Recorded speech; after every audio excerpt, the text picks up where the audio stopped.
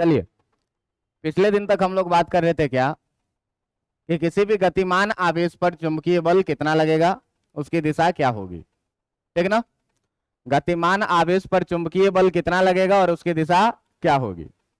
आज जो हम लोगों को पढ़ना है वो पढ़ना है क्या कि किसी चुंबकीय क्षेत्र में किसी चुंबकीय क्षेत्र में किसी चुंबकीय क्षेत्र में धारावाही चालक पर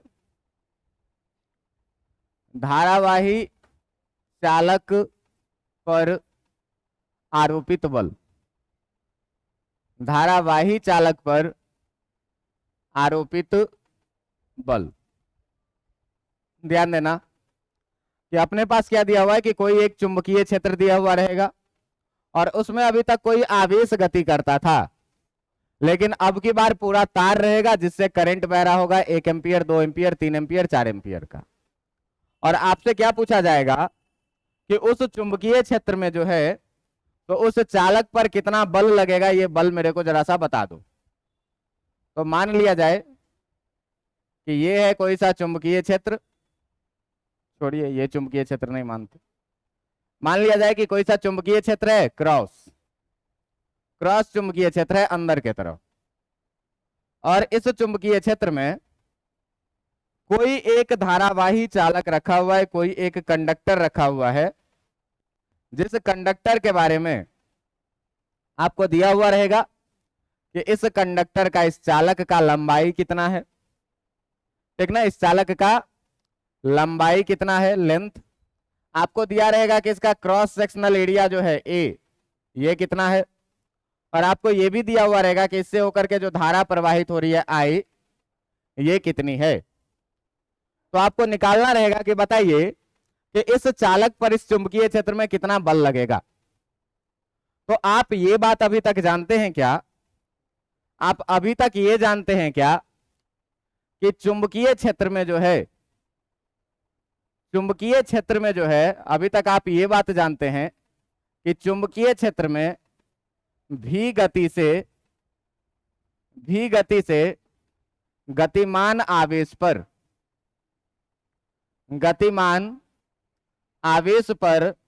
आरोपित बल जो होता है, गतिमान आवेश पर आरोपित बल जो होता है, ये आरोपित बल कितना होता है भाई, F magnetic equal to Q into V cross B के बराबर में। एफ इक्वल टू कितना, Q into V cross B के बराबर में। आपको बोला हुआ है क्या कि ये जो चुंबकीय बल होगा ये वेग के भी लंबवत होता है, और ये जो चुंबकीय बल होता है ये चुंबकीय क्षेत्र के भी लंबवत होता है। इतनी बात आप जानते हैं। अब बात हो रही है किसकी, धारावाही चालक की। तो आप लोग ये बात जानते हैं कि करंट का परिभाषा क्या है। आप जानते हैं कि इलेक्ट्रॉनों के सतत प्रवाह को ही क्या कहते हैं, धारा कहते हैं।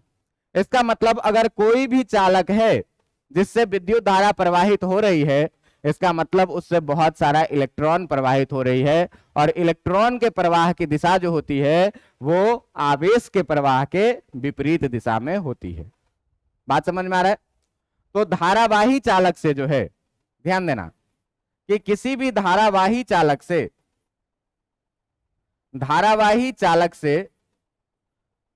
बहुत से आवेश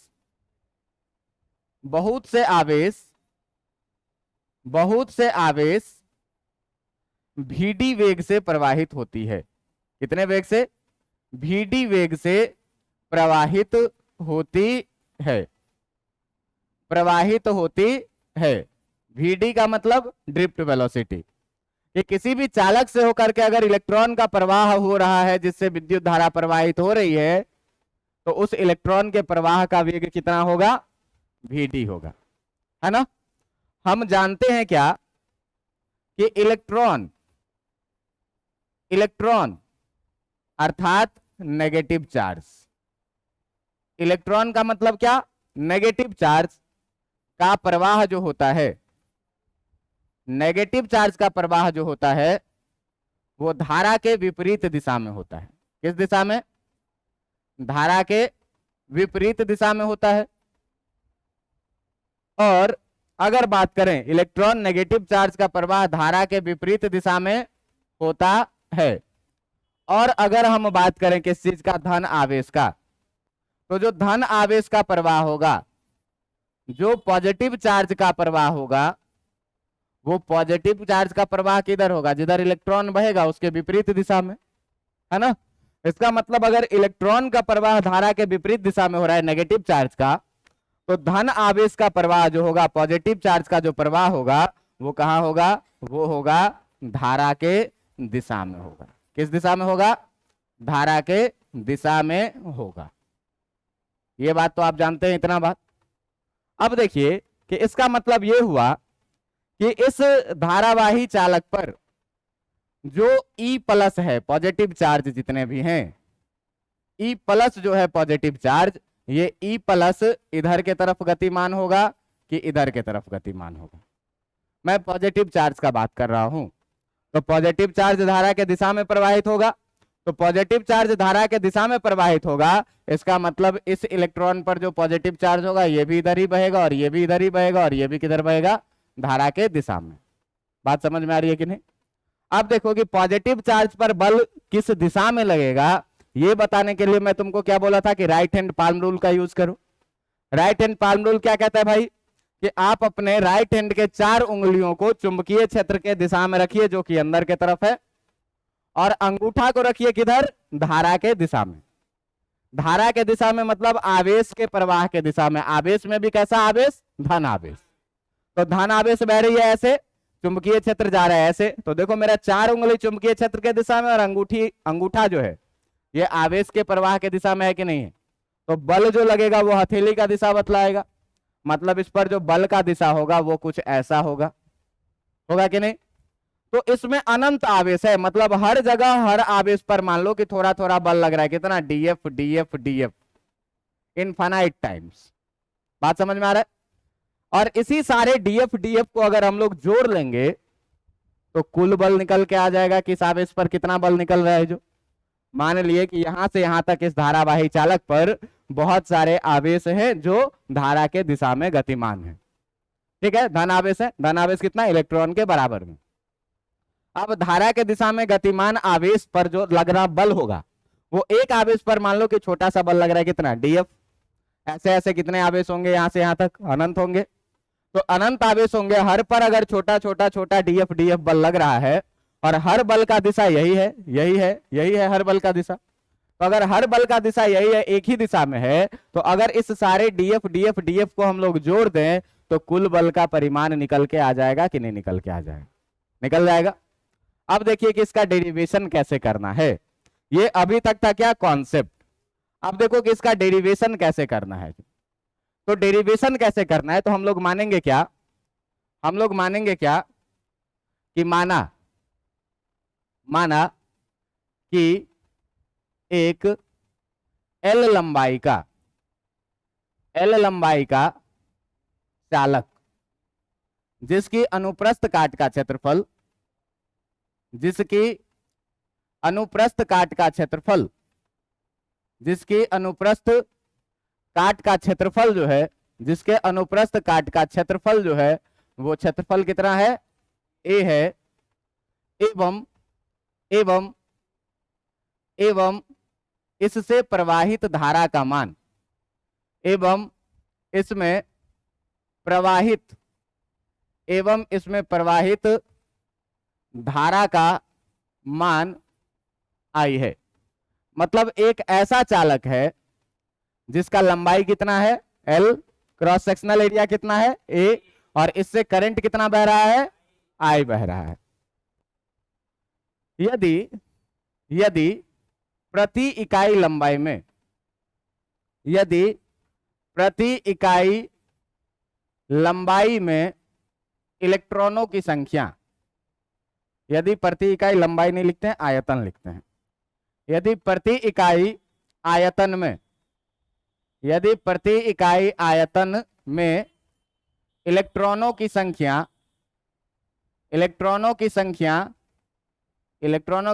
स्मॉल n है, एवं यह चालक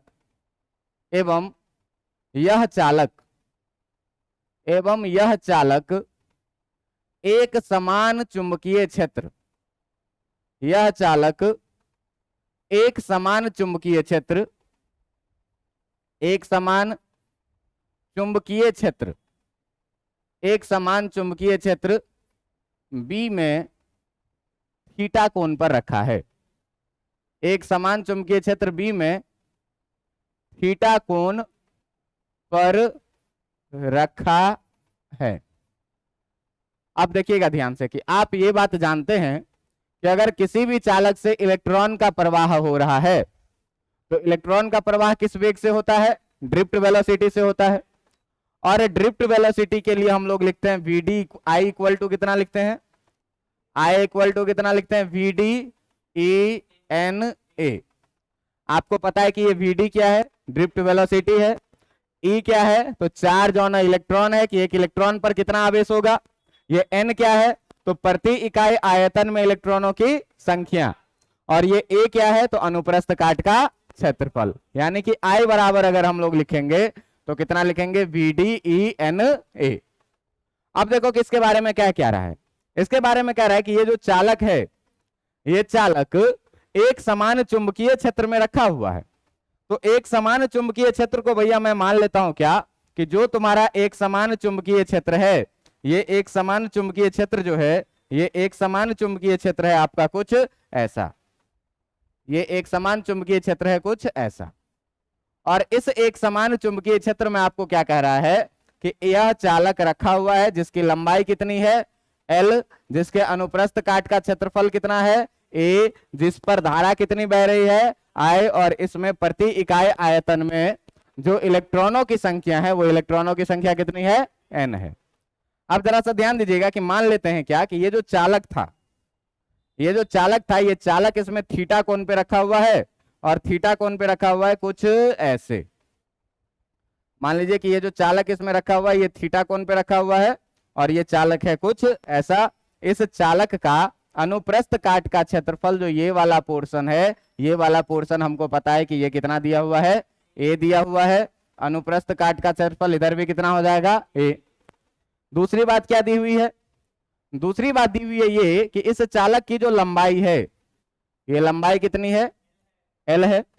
और आपको तीसरी बात ये दी हुई है कि इससे जो करंट फ्लो कर रहा है, इससे जो प्रवाहित धारा का मान है वो है कितनी? आई। तो प्रवाहित धारा का मान मतलब भाई साहब सीधा सा बात कि इसमें से जो बह रहा है वो इलेक्ट्रॉन बह रहा होगा धारा के विपरीत दिशा में। मतलब ऋण आवेश का जो प्रवाह हो रहा होगा वो किधर? धारा के विपरीत दिशा में। तो जो धन आवेश का प्रवाह होगा, यानी कि अगर इसमें हम लोग बात करें किस चीज का? इलेक्ट्रॉन प्लस का। अगर हम लोग बात करें किसका? इलेक्ट्रॉन प्लस का। अगर हम लोग बात करें किस चीज का? ई प्लस का।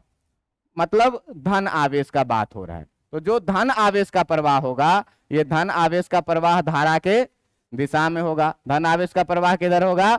धारा के दिशा में होगा। इतनी बात तो तुमको समझ में आ रही है। अब देखो कि अगर इतनी बात समझ में आ रही है भाई साहब, अगर इतनी बात समझ में आ रही है तो हम लोग क्या करें कि हम लोगों को एक चीज और यहां पर पता है क्या कि ये जो कोण है, ये कोण है कितना? थीटा। हम लोग करें क्या कि इस पर एक छोटा सा एलिमेंट काटें, डीएल। एक छोटा सा एलिमेंट क्या काटें? डीएल। अब देखो कि इस पर अगर एक हम छोटा सा एलिमेंट काटे और इस छोटे से एलिमेंट का मैंने लेंथ कितना माना? डीएल। तो पहले हम लोग डीएल के अंदर में कुल कितना आवेश है, इस आवेश का गणना कर लें, है ना। तो देखो कि हम लोग ये बात जानते हैं क्या कि एक आयतन में अगर इधर बात करो आयतन का और इधर बात करो इलेक्ट्रॉनों की संख्या का, इधर बात करो किस चीज का? इलेक्ट्रॉनों की संख्या का। तो जब बात करेंगे क्या, आयतन एक था तो इकाई आयतन में कितने इलेक्ट्रॉनों की संख्या? क्या प्रति इकाई आयतन में इलेक्ट्रॉनों की संख्या कितनी है? मतलब एक आयतन में कितने इलेक्ट्रॉन? तो दो में कितना हो जाएगा? तीन में कितना हो जाएगा? तो ये देखो कि इस छोटा सा एलिमेंट डीएल, इस डीएल को जरा सा मैं थोड़ी देर के लिए बाहर बनाता हूं। देखो तो यही वाला डीएल है क्या? इसका लंबाई डीएल और क्रॉस सेक्शनल एरिया कितना? तो इसका आयतन क्या हो जाएगा? Area into length. Area into length यानी कि इसका आयतन कितना हो जाएगा? ए डीएल। तो एक आयतन में n इलेक्ट्रॉन, दो आयतन में 2n इलेक्ट्रॉन, तीन आयतन में 3n इलेक्ट्रॉन, तो इस ADL आयतन में कितना इलेक्ट्रॉन हो जाएगा? ADL इंटू, बात समझ में आया कि नहीं? अब देखो कि एक इलेक्ट्रॉन पे कितना आवेश है, एक इलेक्ट्रॉन पे आवेश है कितना? 1.6 इंटू 10⁻⁻19 कूलम, जिसको E से डिनोट करते हैं। तो एक इलेक्ट्रॉन पे आवेश मानेंगे कितना? E। तो एक इलेक्ट्रॉन पे जो आवेश है वो E है, तो इतने इलेक्ट्रॉन पे कितनी आवेश होगी? ADL NE के बराबर में, है ना? अब ध्यान दीजिएगा, हम जानते हैं कि एक इलेक्ट्रॉन पर, एक इलेक्ट्रॉन नहीं बोलेंगे, अब पॉजिटिव चार्ज का बात कर रहे हैं, ठीक ना? तो इस इलेक्ट्रॉन को बोला जाता है क्या? पॉजिट्रॉन। जब धन आवेश वाले इलेक्ट्रॉन की बात करते हैं तो इसको क्या बोला जाता है? पॉजिट्रॉन बोला जाता है। पॉजिट्रॉन को आप आइडेंटिकल मानिएगा किसके जैसे? इलेक्ट्रॉन के जैसे, बस इलेक्ट्रॉन पे नेगेटिव चार्ज होता है और इस पे क्या होता है? पॉजिटिव चार्ज, ठीक ना? तो एक इलेक्ट्रॉन पर, एक इलेक्ट्रॉन पर E आवेश है, कितना आवेश है? E आवेश है। तो भाई साहब ये बताओ कि ADL इंटू N पॉजिट्रॉन पर जो है सो कितना आवेश हो जाएगा? ADL N इंटू कितना? E हो जाएगा। बात समझ में आ रहा है कि नहीं? ADL NE आवेश होगा, ये बात तो आप जान रहे हैं। अब देखिएगा ध्यान से कि अगर आवेश इतना होगा तो ये सारे आवेश जो है वो इलेक्ट्रिक फील्ड में कितने वेग से गमन कर रहे होंगे? ड्रिफ्ट वेलोसिटी से। कितने वेलोसिटी से? ड्रिफ्ट वेलोसिटी से। तो जरा सा ध्यान देना मेरे भाई, कि ध्यान देना कि ये है तेरा electric field, sorry magnetic field, ये है तेरा क्या? Magnetic field. और इस मैग्नेटिक फील्ड का मान है कितना तेरे को दिया हुआ? B। इस मैग्नेटिक फील्ड में तेरे पास एक चालक है, इस मैग्नेटिक फील्ड में तेरे पास एक चालक है, जिस चालक से थीटा कोण पर रखा हुआ है, और इसमें यही तो लिया है छोटा सा एलिमेंट क्या? DL। इस DL में जो इलेक्ट्रॉन, अगर करंट बह रही है I इस दिशा में, करंट I बह रही है इस दिशा में, इसका मतलब इसमें जितना भी आवेश है ये इधर के तरफ किस वेग से बह रही होगी? ये VD वेग से बह रही होगी कि नहीं बह रही होगी? और थीटा कितनी है? दोनों के बीच का B और आवेश के बीच का कोण है कितना? थीटा। तो ध्यान देना कि अगर अगर हम बात करें किस चीज पर, तो एलिमेंट पर बात करें कि एलिमेंट DL पर, एलिमेंट DL पर आरोपित बल, एलिमेंट DL पर आरोपित बल का अगर बात किया जाए तो इस छोटे से बल को मैं मान लेता हूं क्या? DF। इस छोटे से बल को मैं कितना मान लेता हूं? और DF बराबर जो तुम जानते हो, ये कितना लिखोगे? Q इंटू, यहां पर वेलोसिटी कितना है? इंटू चुंबकीय क्षेत्र है कितना? लिखोगे कि नहीं लिखोगे? Q V क्रॉस B, यही तो लिखते हैं बल। अब ध्यान दीजिएगा कि Q का मान जो है, कुल आवेश का मान, ये कितना आया है? ADL into NE। DL पर जो कुल आवेश है वो कितना है? ADL NE के बराबर में, यानी कि इसको कितना लिखेंगे? ADL NE, ठीक ना? और VD के जगह पर लिखेंगे कितना? VD। और क्रॉस B के जगह पर कितना लिखेंगे? B। बात समझ रहे हैं कि नहीं? बात समझ रहे हैं कि नहीं? अब देखिए कि अगर इसी को मेरा लिखने का मन हो तो ADL NE VD cross B को VDB साइन थीटा लिख सकते हैं कि नहीं? जहां पर थीटा कौन क्या है भाई? थीटा है वेक्टर B, तथा आपको पता है कि DL हम लोग हमेशा काटते थे वेक्टर के रूप में। याद आ रहा है कि नहीं? DL को हमेशा कैसा मानते थे? वेक्टर। और DL की दिशा क्या होती थी? धारा के दिशा के रूप में। तो वेक्टर DL जो है ये किसके दिशा में होगा? धारा के दिशा में। वेक्टर DL किसके दिशा में होगा? धारा के दिशा में। इसका मतलब थीटा जो कोण है वेक्टर B तथा वेक्टर DL के बीच का कोण है, के बीच का कोण है। अब ध्यान देना कि अब यहां पर ध्यान देना कि इस चीज को देखो, मैं VD को पहले लिख रहा हूं VD, E को मैं बाद में लिख रहा हूं E, N को मैं फिर लिख रहा हूं N, और A को मैं बाद में लिख रहा हूं A। क्लियर है इतनी बातें? कितना लिखा? VDENA, VDENA। अब बच रहा है कितना? DL B और क्या? साइन थीटा के बराबर। बात समझ में आ रही है? ये किसका फॉर्मूला आया? तो ये अभी तक फॉर्मूला आया एक छोटे से एलिमेंट पर लगने वाला छोटा सा बल DF का। बात समझ में आ रहा है? लेकिन अगर संपूर्ण चालक पर हमको बल चाहिए तो संपूर्ण चालक पर बल के लिए अब इसी को क्या करेंगे, दोनों तरफ इंटीग्रेट कर देंगे। तो जब संपूर्ण चालक पर बल चाहिए तो संपूर्ण चालक पर बल के लिए संपूर्ण चालक पर बल जो हो जाएगा वो कितना हो जाएगा, इधर करेंगे इंटीग्रेशन df और इधर भी हो जाएगा कितना vd e n a dl b कितना साइन थीटा। अब ध्यान से देखते जाना कि यहां पर जो है सो कांस्टेंट क्या क्या है ये देखते जाइएगा। तो vd जो है सबसे पहले क्या है, कांस्टेंट है, ड्रिफ्ट वेलोसिटी एक कांस्टेंट वेलोसिटी होती है, पीछे पढ़ाया हुआ है मैंने।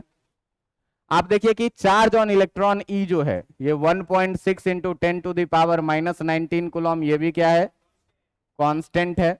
आप ध्यान से देखिएगा तो cross sectional area of wire ये भी क्या है, कांस्टेंट है, अनुप्रस्थ काट का क्षेत्रफल। आप देखिएगा तो चुंबकीय क्षेत्र भी जो अपना है ये कैसा है, कांस्टेंट। और अच्छी बात ये है क्या कि थीटा भी जो है ये थीटा भी क्या है, कांस्टेंट है। क्यों कि सीधी चालक रखी हुई है और सीधी चालक के लिए जितना थीटा यहां पर होगा उतना ही यहां पर होगा, उतना ही यहां पर होगा। मतलब थीटा का मान भी क्या, कांस्टेंट। तो थीटा का मान कांस्टेंट मेरे भाई, इसका मतलब साइन थीटा भी क्या हो जाएगा, कांस्टेंट हो जाएगा। और आप जानते हैं कि इंटीग्रेशन में हम लोग कांस्टेंट को क्या करते हैं, बाहर कर लेते हैं। तो यहां पर देखिए कि आपको df का इंटीग्रेशन जो मिलेगा वो df का इंटीग्रेशन कितना मिल जाएगा, f। और इधर इंटीग्रेशन में सारे कांस्टेंट को जब हम लोग बाहर करेंगे तो बाहर आ जाएगा vd e n a और b साइन थीटा भी, और कितना b साइन थीटा भी, और बच जाएगा कितना, इंटीग्रेशन dl। अब ध्यान से देखना कि इस आवेश पर जो आपने ये dl एलिमेंट काटा है, यहां से यहां तक में कितने dl एलिमेंट काटे जा सकते हैं, इनफाइनाइट dl एलिमेंट काटे जा सकते हैं। और जब सारा dl dl dl dl length को हम ऐड करेंगे तो इसका टोटल लेंथ मिल जाएगा कि नहीं मिल जाएगा। मतलब इंटीग्रेशन ऑफ dl का अगर हम लोग बात करें तो इंटीग्रेशन ऑफ dl जो ये बचेगा f इक्वल टू ये कितना बचेगा, vd e n a b sine theta into कितना, dl के जगह पर इंटीग्रेशन कितना लिखेंगे, l। इतनी बातें समझ में आ रही कि नहीं? जरा सा ध्यान से देखो, ये vd e n a जाना जाना टर्म लग रहा है, ये किसके बराबर में है, vd e n a किसके बराबर में है, I के बराबर में। तो भैया इसको I लिख सकते हैं कि नहीं लिख सकते हैं? तो यहां से ये बताओ कि ये f बराबर जो है तो I b l sine theta लिखाएगा कि नहीं लिखाएगा। अब जरा सा ध्यान देना कि ये IBL साइन थीटा जो है, ये जो IBL साइन थीटा है, तो यहां पर हमको पता है ये लेंथ भी वेक्टर है जिसका डायरेक्शन करंट के डायरेक्शन में है, और चुंबकीय क्षेत्र B भी क्या है, वेक्टर है। करंट स्केलर क्वांटिटी है, करंट क्या है, मतलब दो वेक्टर है और BL साइन थीटा है। तो अगर कहीं पर A क्रॉस B लिखा होता था तो A क्रॉस B को अपन क्या लिखते थे, AB साइन थीटा। तो अगर कहीं पर BL साइन थीटा लिखा हुआ है तो इसको या तो B क्रॉस L लिखेंगे और या तो क्या करेंगे, L क्रॉस B लिखेंगे। ये दो चीज लिख सकते हैं, है ना। अब डिपेंड करेगा किस चीज पर, दिशा पर। ये बल लगा IBL साइन थीटा के बराबर में। अब जरा सा देखिए कि इसमें राइट हैंड पाल्म रूल लगाइए। तो राइट हैंड पाल्म रूल जब लगाइएगा तो आपको लगेगा क्या कि इसमें फोर्स किधर के तरफ लग रहा है, फोर्स किधर के तरफ लग रहा है। तो क्या बोले हैं कि चार उंगली को किधर रखो, चार उंगली को रखो चुंबकीय क्षेत्र के दिशा में, और अंगूठा को रखो किस दिशा में, करंट के दिशा में। तो बल देखो इस L को कहोगे कि थीटा पर है तो इसका दो कंपोनेंट होगा, एक L cos थीटा और एक L sin थीटा। तो L cos थीटा तो चुंबकीय क्षेत्र के अलोंग हो जाएगा, इस पर कोई बल, तो L sin थीटा के कारण बल लगेगा। तो हमेशा जब भी अंगूठा रखिए ना तो परपेंडिकुलर कंपोनेंट में रखिए। तो देखिए चुंबकीय क्षेत्र लगा ऐसे, करंट किधर, ऊपर, तो करंट ऊपर तो बल किधर, मतलब इस पर जो बल लगेगा वो किधर लगेगा, अंदर के तरफ लगेगा। बल किधर लगेगा, अंदर के तरफ। तो बल अंदर के तरफ लगेगा, इसको मैं इधर एरो लगा के क्रॉस डाल दे रहा हूं, इसका मतलब ये बल किधर लग रहा है, अंदर के तरफ लग रहा है। अब ध्यान देना कि अगर हमको ये बल का दिशा मिल गया है तो अब हम ये बात पता लगा लेंगे कि L क्रॉस B होगा कि B क्रॉस L होगा। तो जिसका दिशा बल के दिशा में होगा वही बल हो जाएगा। क्यों कि यहां पर देखिए आप, जो बल का दिशा है वही बी क्रॉस एल या एल क्रॉस बी का भी दिशा होना चाहिए।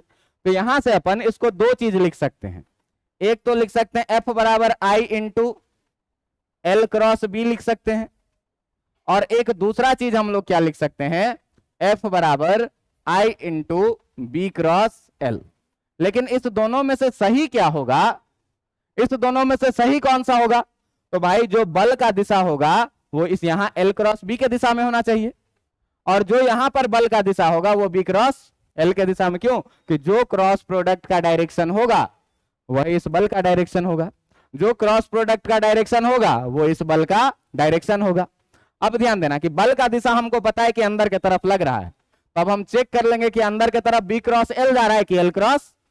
तो ए क्रॉस बी में मैंने आपको क्या बोला है कि अगर दो वेक्टर है, एक वेक्टर ए और एक वेक्टर बी, और इस दोनों के बीच का डायरेक्शन निकालना है, तो 4 उंगली को ए से बी के तरफ घुमाइए, और अंगूठा का जो डायरेक्शन होगा वही क्या होगा, ए क्रॉस बी या बी क्रॉस ए का डायरेक्शन। तो यहां पर तुम देखो कि हमको एल क्रॉस बी का डायरेक्शन निकालना है और बी क्रॉस एल का डायरेक्शन निकालना है, और इस दोनों में से जिसका डायरेक्शन फोर्स के साथ मैच कर गया वही वाला सही हो जाएगा, बाकी दूसरा वाला क्या हो जाएगा, गलत हो जाएगा। तो भाई फोर्स के साथ मैच करने वाला देखो कि फोर्स यहां अंदर की तरफ लग रहा है, एल का डायरेक्शन है ऊपर, ये देखना ध्यान से, ये है वेक्टर एल और ये है वेक्टर बी, ये है एल और ये है बी, और इसी के बीच का एंगल क्या है। तो देखो कि अगर हम बी क्रॉस एल ले रहे हैं, तो बी क्रॉस एल ले रहे हैं तो डायरेक्शन किधर आ रहा है, गलत हो गया, फोर्स तो अंदर की तरफ है। अगर एल क्रॉस बी ले रहे हैं तो डायरेक्शन किधर है, तो फोर्स के डायरेक्शन से मैच कर गया। इसका मतलब एल क्रॉस बी लिखेंगे कि बी क्रॉस एल लिखेंगे, एल क्रॉस बी लिखेंगे। तो जब एल क्रॉस बी लिखेंगे भाई, इसका मतलब ये बी क्रॉस एल जो है क्या हो जाएगा, गलत हो जाएगा। क्यों कि इसका डायरेक्शन आउटवर्ड आ रहा है, जबकि फोर्स का डायरेक्शन किधर आ रहा है, तो फोर्स का डायरेक्शन एल क्रॉस बी से मैच कर रहा है, एल क्रॉस बी से मैच कर रहा है, मतलब जो फोर्स का डायरेक्शन होगा वही किसका डायरेक्शन होगा, एल क्रॉस बी का। अब देखो यहां से इंपॉर्टेंट चीज कि क्रॉस प्रोडक्ट में मैंने क्या बताया है कि क्रॉस प्रोडक्ट का जो रिजल्ट होता है वो वेक्टर ए के भी परपेंडिकुलर और वेक्टर, इसका मतलब यहां पर जो ये फोर्स होगा ये परपेंडिकुलर टू वेक्टर एल भी होगा, एंड जो फोर्स होगा ये परपेंडिकुलर टू मैग्नेटिक फील्ड भी होगा। बात समझ में आ रहा है, एल के भी लंबवत और चुंबकीय क्षेत्र बी के भी लंबवत होगा। तो हमको याद क्या रखना है, F equal to I B L sine theta. अब देखिए वेक्टर फॉर्म में क्या, I into L cross B, हर पॉइंट एक ऑब्जेक्टिव है, ये ध्यान देना। पूछेगा सीधे धारावाही चालक पर चुंबकीय क्षेत्र में लगने वाला बल होता है, ऐसा ऐसा 4 ऑप्शन दे देगा। अब 4 ऑप्शन दे देगा तो तुमको याद रहेगा, तो लिखोगे एल क्रॉस बी, भी क्रॉस बी, बी हमेशा बाद में रह रहा है, पहले एल रहेगा, जो भी है भी रहेगा, है ना, ये सब चीज ध्यान दीजिएगा आप। अब देखिए कि यहां पर ये तो चीज हम लोग जान गए कि एफ इक्वल टू कितना आया, आई बी एल साइन थीटा आया।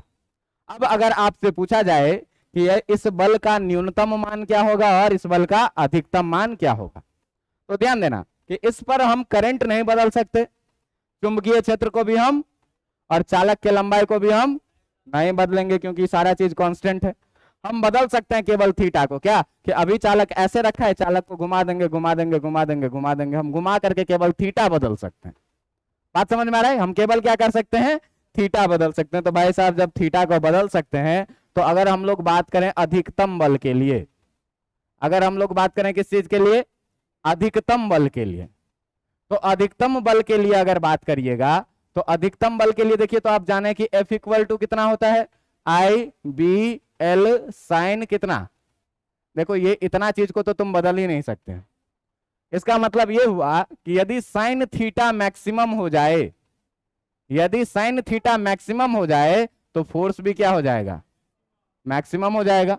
और साइन थीटा का मैक्सिमम वैल्यू जो होता है वो कितना होता है, 1 होता है। इसका मतलब थीटा बराबर कितना, 90 डिग्री। इसका मतलब ये हुआ कि जब थीटा बराबर 90 डिग्री होगा तो आरोपित बल कितना लगेगा, अधिकतम लगेगा।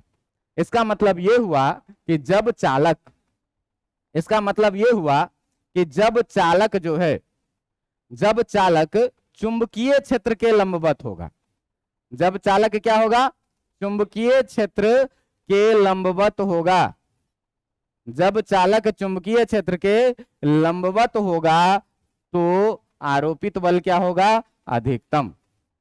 तो आरोपित बल क्या होगा, आरोपित बल का मान जो होगा, ये आरोपित बल कितना होगा भाई साहब, अधिकतम होगा। बात समझ में आ रहा है कि नहीं, अधिकतम होगा।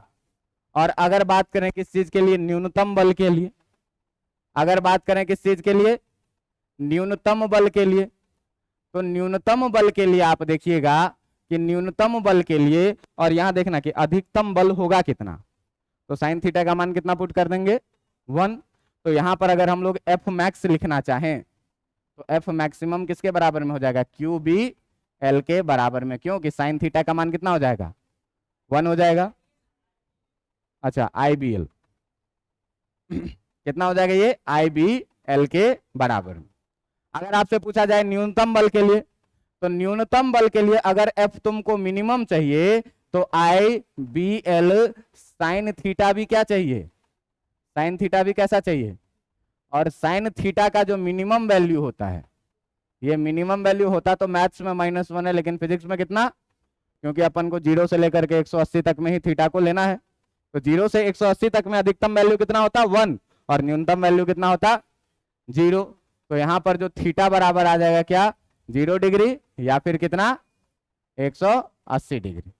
मतलब जब थीटा का मान 0 डिग्री हो या 180 डिग्री हो, तब जो है सो इस पर आरोपित बल कितना होगा, मिनिमम। और अगर हम लोग बात करें एफ मिनिमम का, तो ये एफ मिनिमम कितना लगेगा, 0, क्योंकि साइन थीटा का मान 0 पुट करोगे, ये पूरा कितना हो जाएगा, और बल का मान कितना हो जाएगा। मतलब ये हुआ सीधा सीधा कि जब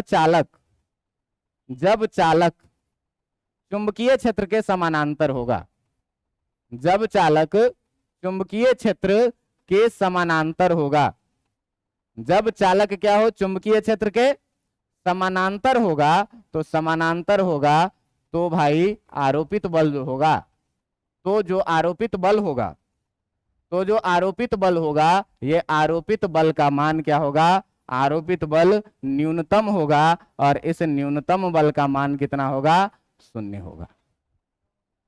बात समझ में आ रही है कि नहीं आ रही है, बात समझ में आ रही है कि नहीं। अब देखिए कि की पॉइंट में क्या क्या बोले अभी तक, कि अगर आपको बल निकालना है तो आई बी एल साइन थीटा, आई धारा है, बी चुंबकीय क्षेत्र है, एल चालक की लंबाई है, और ये थीटा वेक्टर एल और बी के बीच का कोण है। वेक्टर फॉर्म में I into L cross B, F maximum और एफ मिनिमम, और हमेशा फोर्स लेंथ के भी परपेंडिकुलर होगा और चुंबकीय क्षेत्र के भी परपेंडिकुलर हो। बात समझ में आ रहा है। तो देखो कि अभी तक जो हम लोग की पॉइंट पढ़े, ये की पॉइंट में क्या सब पढ़े, ये देखो। तो हम लोग पढ़े क्या कि एफ इक्वल टू जो होगा वो कितना होगा, आई बी एल साइन थीटा के बराबर में। यहां पर थीटा क्या बोले, तो थीटा बोले वेक्टर एल तथा वेक्टर बी के बीच का कोण, के बीच का कोण।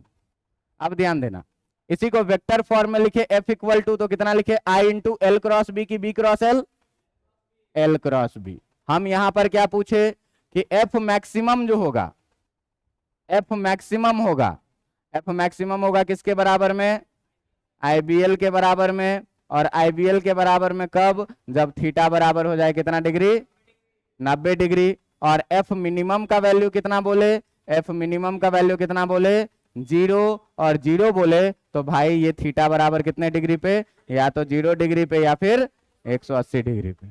बल का दिशा कैसे लगाएंगे, तो बल का दिशा ज्ञात करने के लिए, बल का दिशा ज्ञात करने के लिए, बल का दिशा ज्ञात करने के लिए, बल का दिशा ज्ञात करने के लिए क्या, right hand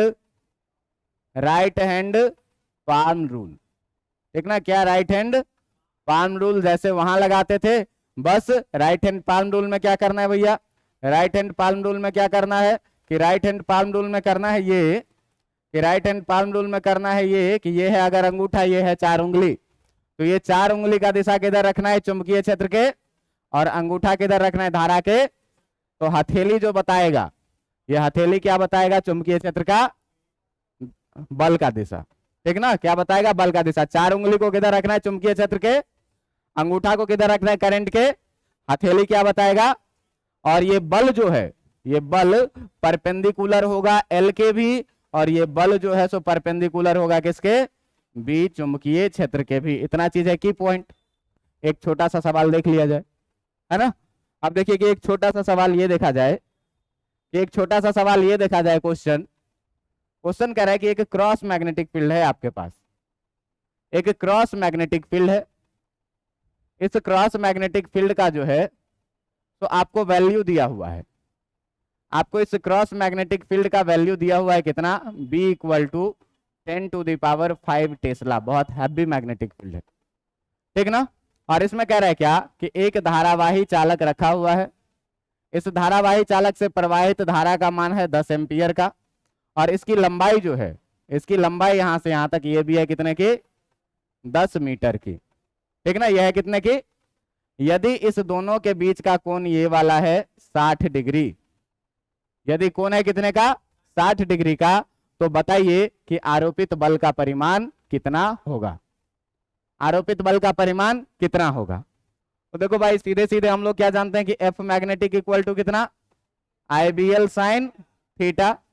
IBL sine theta में आई के जगह कितना रखना है, बी के जगह पर कितना, एल के जगह पर कितना, और साइन कितना डिग्री, 60 डिग्री। कितना हो जाएगा, 10 का पावर 7 ये हो गया, और साइन 60 डिग्री का वैल्यू कितना होता, √3/2, यानी कि ये कितना हो जाएगा, √3/2 इंटू 10⁷ न्यूटन। लेकिन ये गलत,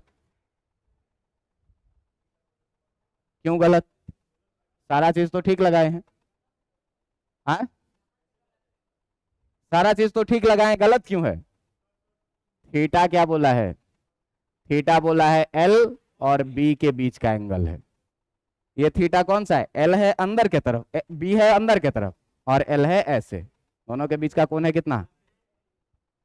बात समझ में आया, बात समझ में आया कि नहीं। तो ये कोण थीटा आपको कंफ्यूज करने के लिए दिया हुआ था। एल और बी के बीच का जो कोण है, angle between vector L and vector B, ये होता है थीटा, और ये है कितना, 90 डिग्री। तो थीटा है 90 डिग्री, तो थीटा 90 डिग्री पर तुमको पता ही है फोर्स कितना लगता है, IBL के बराबर में 10 × 10 का पावर 7, 10 × 10 का पावर 5 × 10 बराबर कितना हो जाएगा, 10 का पावर 7 न्यूटन। बात समझ में आई कि नहीं आई, बात समझ में आई, बात समझ में आई कि नहीं आई, हाँ आ गया ना, नहीं आया, अरे यार आ गया, आ गया तो एक अगला सवाल घर से बना के लाना, ठीक है। एक अगला सवाल घर से बना के लाना। अगला सवाल है ये, ऐसे ही क्रॉस मैग्नेटिक फील्ड है, ध्यान देना, क्रॉस मैग्नेटिक फील्ड है, और इस क्रॉस मैग्नेटिक फील्ड में, इस क्रॉस मैग्नेटिक फील्ड के बारे में दिया हुआ है कि यह है कितना, B। यहां से दो चालक है, ध्यान दीजिएगा, दो चालक है, दोनों की लंबाई है L, दोनों की लंबाई है L, दोनों से धारा बह रही है कितनी, I, ठीक है। कह रहा है क्या कि यहां इस दोनों के बीच का एंगल है 30 डिग्री, और इसके भी बीच का कोण है कितना, 30 डिग्री। बात समझ में आ रहा है, B पता चल गया, I पता चल गया, L पता चल गया, थीटा पता चल गया। तो कह रहा है क्या कि F बराबर कितना होगा, F नेट बराबर कितना होगा। ऑप्शन ए है IBL, ऑप्शन बी है IBL/2, ऑप्शन सी है √3 IBL/4, और ऑप्शन डी है 2 IBL के बराबर में।